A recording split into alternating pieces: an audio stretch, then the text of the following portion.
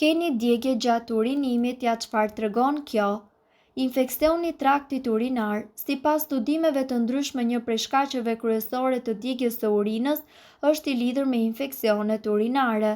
Këto infeksione prekin më së shumti femrat. Veshkat janë një nga organet më të rëndësishme në trupin e njeriut, pasi filtrojnë gjakun dhe eliminojnë nga organizmi të gjitha toksinat dhe lëngjet e panevojshme.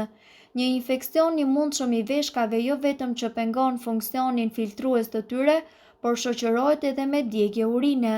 Kur infeksioni ndodh, shenjat më të zakonshme të herpesit janë fluska dhe puçra, të cilat ju kryen vazhdimisht dhe ju japin djegje gjatë kryerjes së nevojave tuaja personale.